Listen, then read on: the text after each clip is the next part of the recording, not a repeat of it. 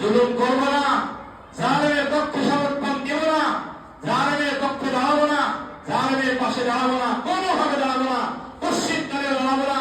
আমার আত্মীয় স্বজন, আমার ঘনিষ্ঠজন যারা আছে তাদেরকে বলবো তারা যেন এই তত্ত্বের লোককে সমর্থন না জানা। পারবো তো ইনশাআল্লাহ?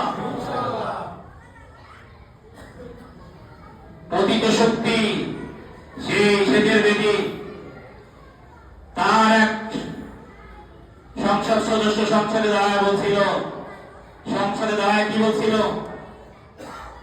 আল্লাহ আকবরের স্লোগানকে, আল্লাহ আকবরের স্লোগানকে সংসদে ব্যান করে নেবে বলছিল না? বলেন না?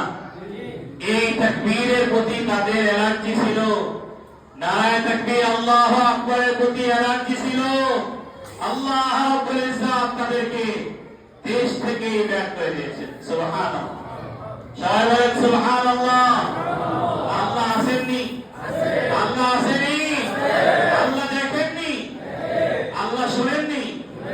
আল্লাহ সব দেখেন, সব শুনেন।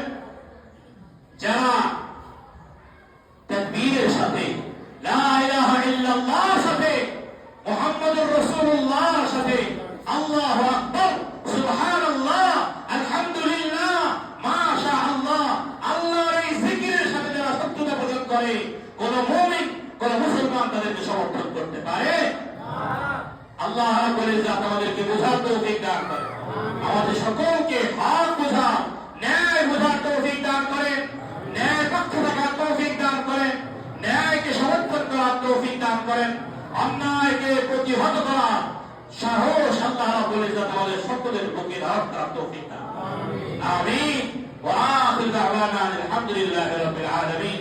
ইয়া রাসূল